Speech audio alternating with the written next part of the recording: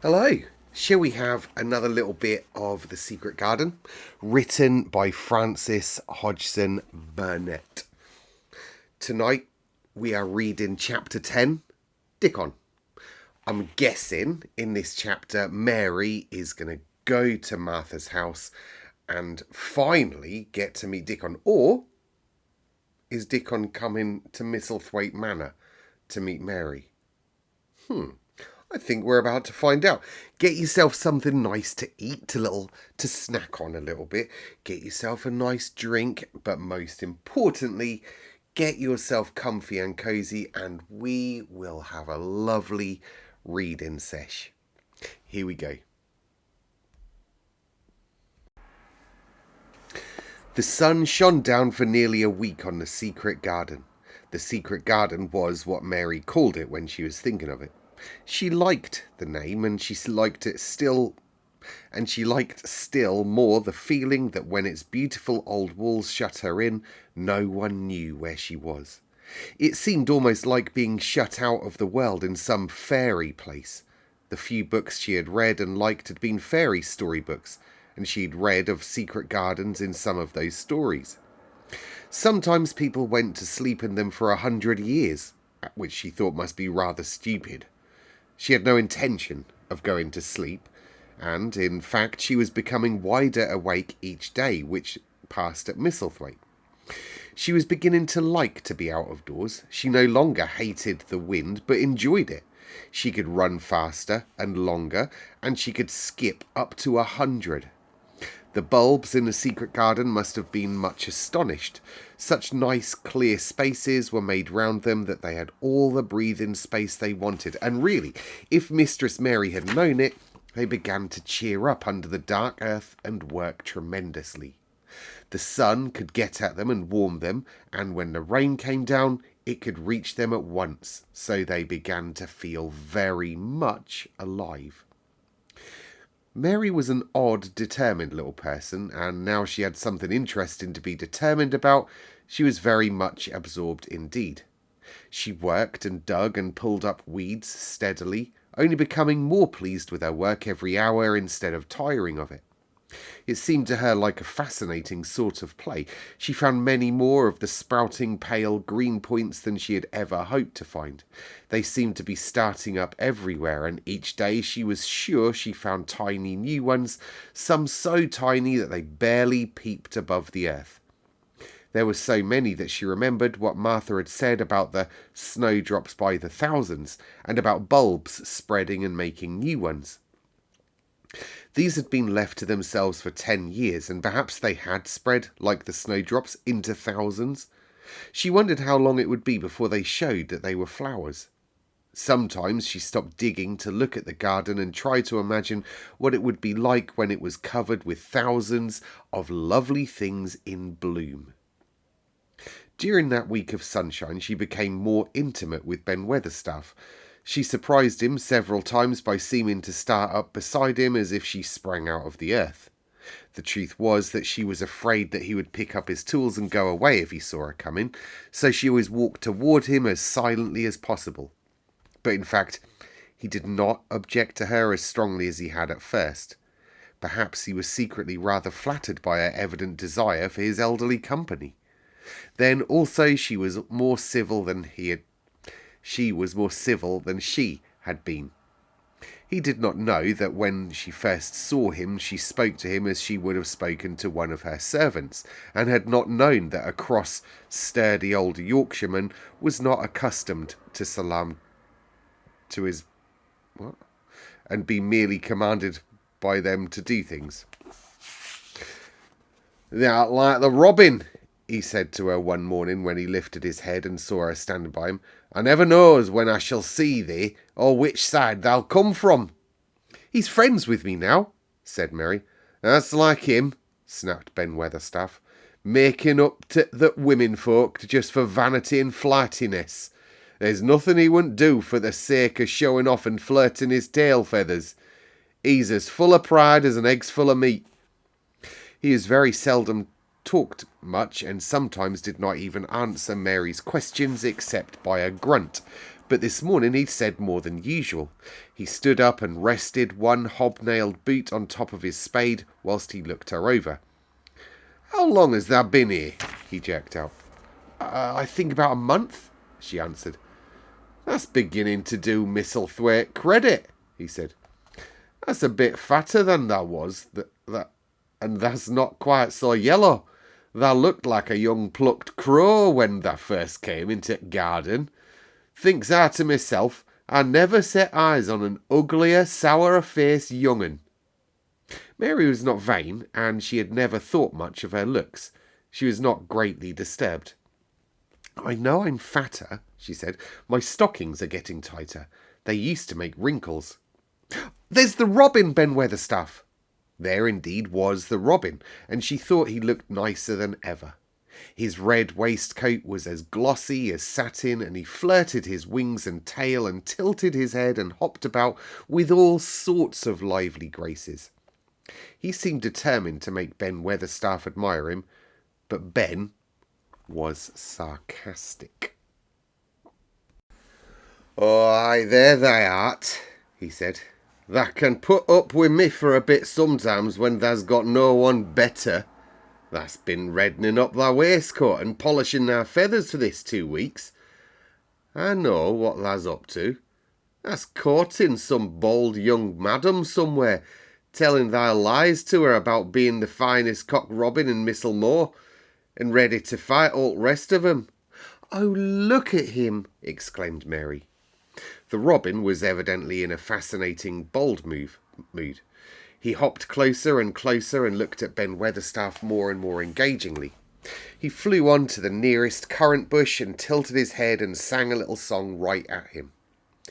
"Thou thinks I'll get over me by doing that?" said Ben, wrinkling his face up in such a way that Mary felt sure he was trying not to look pleased.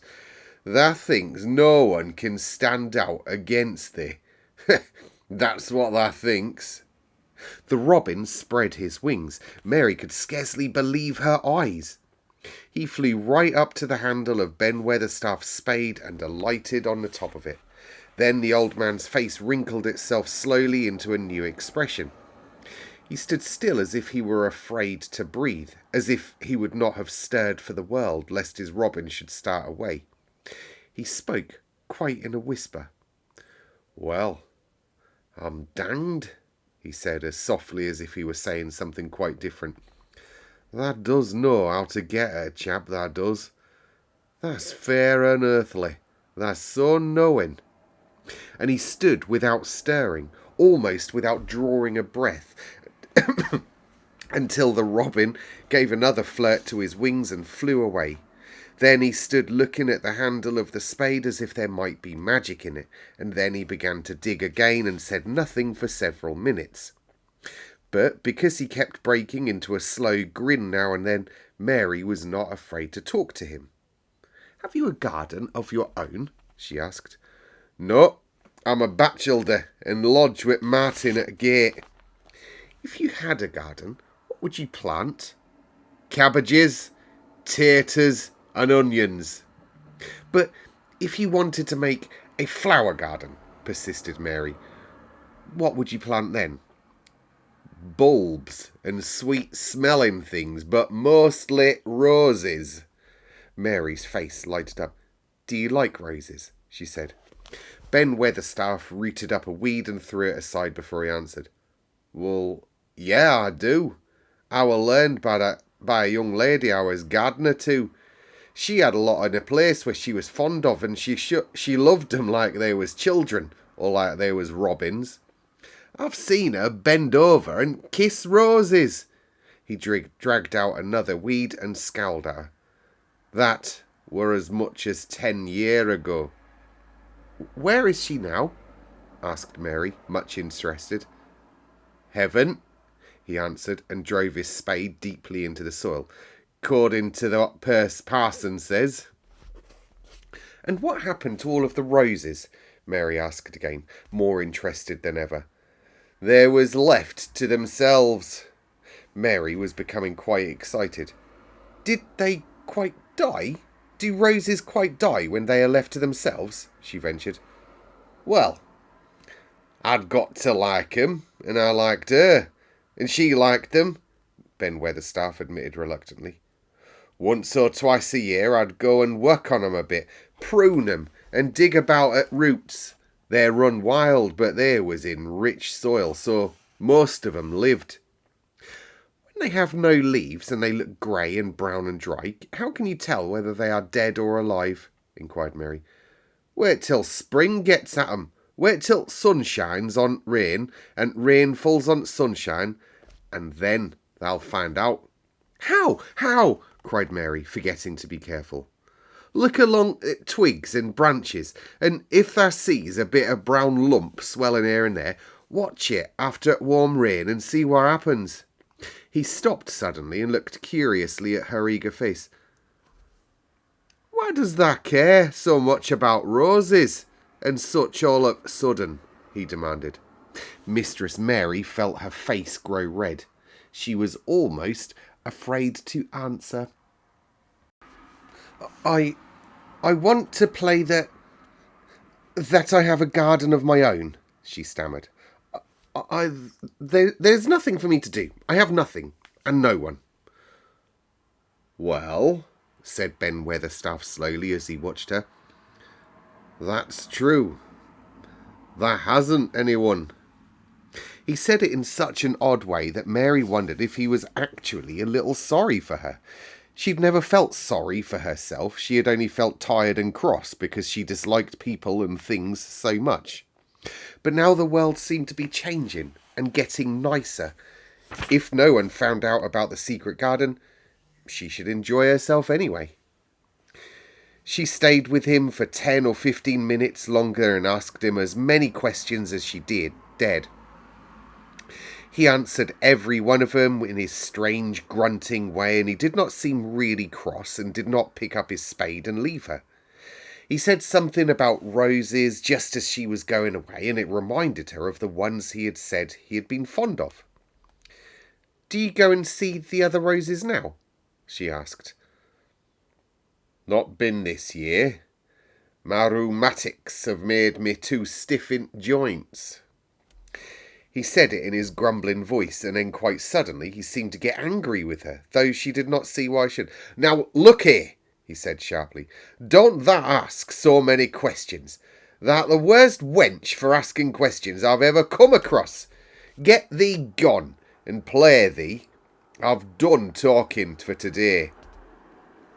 He said it so crossly that she knew there was not the least use in staying another minute.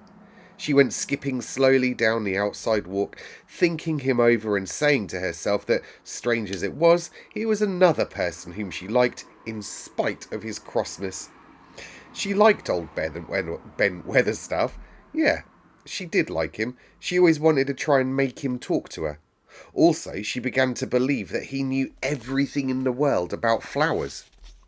There was a laurel-hedged walk which curved round the secret garden and ended at a gate which opened into a wood in the park. She thought she would skip round this walk and look into the wood and see if there were any rabbits hopping about. She enjoyed the skipping very much, and when she reached the little gate she opened it and went through because she heard a low, peculiar whistling sound and wanted to find out what it was. It was a very strange thing indeed. She quite caught her breath as she stopped to look at it. A boy was sitting under a tree with his back against it, playing on a rough wooden pipe. He was a funny-looking boy, about 12. He looked very clean, and his nose turned up, and his cheeks were as red as poppies, and never had Mistress Mary seen such round and such blue eyes in any boy's face. And on the trunk of the tree he leaned against, a brown squirrel was clinging and watching him, and from behind a bush nearby a cock pheasant was delicately stretching his neck to peep out, and quite near him were 2 rabbits sitting up and sniffing with tremulous noses. And actually it appeared as if they were all drawing near to him to watch him and listen to the strange low little call his pipe seemed to make. When he saw Mary, he held up his hand and spoke to her in a voice almost as low and rather like his piping. Don't thou move, he said. It'd flight 'em. Mary remained motionless. He stopped playing his pipe and began to rise from the ground. He moved so slowly that it scarcely seemed as though he were moving at all, but at last he stood on his feet. Then a squirrel scampered back into the branches of his tree, the pheasant withdrew his head, and the rabbits dropped on all fours and began to hop away, though not at all as if they were frightened. "I'm Dickon," the boy said. "I know that, Miss Mary." Then Mary realised that somehow she had known at first that he was Dickon. Who else could have been charming rabbits and pheasants? He had wide, red, curving mouth, and his smile spread all over his face. "I got up slow," he explained, "because if I makes quick moves, it startles them. A body has to move gentle and speak low when wild things is about." He did not speak to her as if they had never seen each other before, but as if he knew her quite well. Mary knew nothing about boys, and she spoke to him a little stiffly, because she felt rather shy. "Did you get Martha's letter?" she asked. He nodded his curly, rust-coloured hair. "That's why I come." He stooped to pick up something which had been lying on the ground beside him when he piped. "I've got the garden tools. There's a little spade, and rake, and fork, and hoe. They are good uns. There's a trowel too, and woman in shop, she threw in a packet of white poppy, and one of blue larkspur when I bought the other seeds." "Will you show the seeds to me?" Mary said.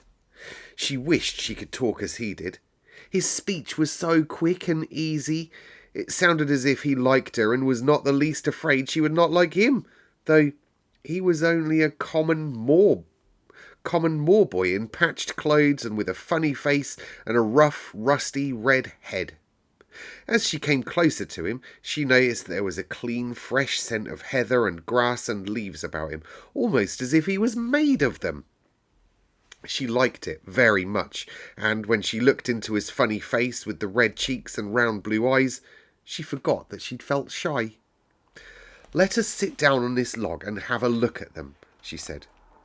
They sat down, and he took a clumsy little brown paper package out of his coat pocket. He untied the string, and inside there were ever so many neater and small packages, with a picture of a flower on each one. "There's a lot of mignonette and poppies. Mignonette's the sweetest smelling thing as grows, and it'll grow wherever you cast it, same as poppies will. Them as'll come up and bloom if you just whistle to 'em. Them's the nicest of all."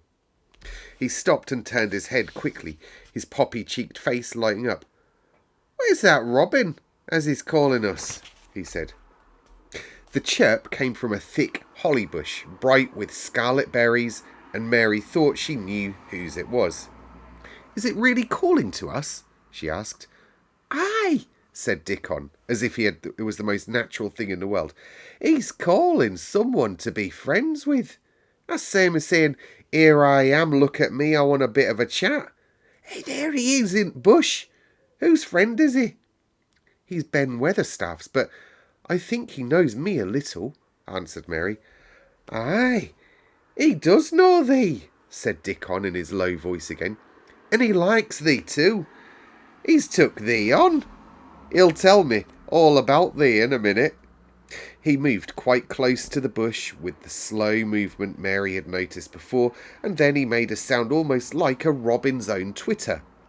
The robin listened a few seconds intently and then answered quite as if he were replying to a question. "Aye, he's a friend of yours," chuckled Dickon. Do you think he is?" cried Mary eagerly.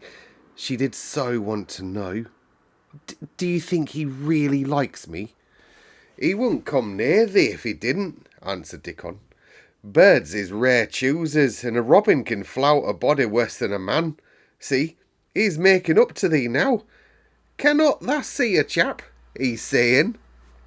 And it really seemed as if it must be true. He so sidled and twittered and tilted as he hopped on his bush. "Do you understand everything birds say?" said Mary. Dickon's grin spread until he seemed all wide, red, curving mouth, and he rubbed his rough head. "I think I do, And they think I do too. I've lived on moor with 'em so long. I've watched 'em break shell and come out and fledge and learnt to fly and begin to sing till I think I'm one of them. Sometimes I think perhaps I'm a bird or a fox or rabbit or a squirrel or even a beetle, and I don't know it. He laughed and came back to the log and began to talk about the flower seeds again. He told her what they looked like when they were flowers, and he told her how to plant them and watch them and feed and water them. See here, he said suddenly, turning round to look at her. I'll plant them for thee myself. Where's your garden? Mary's thin hands clutched each other as they lay on her lap. She did not know what to say, so for a whole minute she said nothing. She'd never thought of this. She felt miserable, and she felt as if she went red and then pale. That's got a bit of a garden, ain't there? Dickon said. It was true that she had turned red and then pale. Dickon saw her do it, and as she still said nothing, he began to be puzzled. Wouldn't they give thee a bit? Hasn't thou got any garden yet? She held her hands even tighter and turned her eyes towards him. I don't know anything about boys, she said. Could you keep a secret if I told you a secret? It's a great secret. I don't know what I should do if anyone found it out. I believe I should die. She said the last sentence quite fiercely. Dickon looked more puzzled than ever, and even rubbed his hand over his rough head again, but he answered good-humouredly, I'm keeping secrets all time. If I couldn't keep secrets from the other lads, secrets about fox cubs and birds' nests and wild things alls, there'd be nowt safe on moor. Aye, I can keep a secret. Mistress Mary did not mean to put out her hand and clutch his sleeve, but she did. I've stolen a garden, she said very fast. It's not mine. It isn't anybody's. Nobody wants the garden. Nobody cares for the garden. Nobody ever goes in the garden. Perhaps everything is dead in it already. I don't know. She began to feel hot and as contrary as she had ever felt in her life. I don't care. I don't care. Nobody has any right to take it from me, and when I care about it, and they don't. They are letting it die, all shut in by itself, she ended passionately. She threw her arms over her face and burst out crying. Poor little Mistress Mary. Dickon's curious blue eyes grew rounder and rounder. Eh, he said, drawing his exclamation out slowly, and the way he did it meant both wonder and sympathy. I've nothing to do, said Mary. Nothing belongs to me. I found it myself and I got into it myself. I was only just like the robin, and they wouldn't take it from the robin. Where is it? Said Dickon, in a dropped voice. Mistress Mary got up from the log at once. She knew she felt contrary again and obstinate, and she did not care at all. She was imperious, and at the same time hot and sorrowful. Come with me, I will show you, she said. She led him round the laurel path and to the walk where the ivy grew so thickly. Dickon followed her with a strange, almost pitying look on his face. He felt as if he were being led to look at some strange bird's nest and must move softly. When she stepped to the wall and lifted the hanging ivy, he started. There was a door, and Mary pushed it slowly open, and they passed in together. And then Mary stood and waved her hand around defiantly. It's this, she said. It's the secret garden, and I'm the only one in the world who wants it to be alive. Dickon looked round and round about it, and round again. Eh, he said, in a whisper. It is a strange, pretty place. It's like as if a body were in a dream. There you go. That was that chapter. The next chapter, let's have a little look. Chapter 11, The Nest of the Missel Thrush. There you go. There you go. So how are you? I've been away for a little while. You might not notice. You might be watching these in succession and not notice that I've been away for a couple of days. But I have, because I went wild camping with Bo. And then by the time I get back, I was in no fit state to be recording. I just wanted to sleep and sleep and sleep. Wild camping, that stuff is wild. Then today, actually today, right now, is Phoebe, my daughter's 18th birthday. So last night I was celebrating with her, and today I've been celebrating with her. She's gone around her mother's house now to celebrate around there. But yeah, so that's where I've been. That's where I've been. I hope you're all well out there and safe and okay. Other than wild camping and Phoebe's birthday, I haven't got much to tell you really. So I have noticed, actually, even though it's been a good 3 or 4 days since I last recorded, I got the same t-shirt on I wore last time. Promise, this is a little bit later. Right? You can see, look, my beard's getting more and more scraggly, can't you? Gosh. So you can see that it's 3 or 4 days late. And actually, you can tell because, look, shark wouldn't have been there before. I went and got another tattoo, that shark. So you can tell that it is a different day. I'm just accidentally wearing the same t-shirt. Anyway, that's my rock and roll lifestyle for you.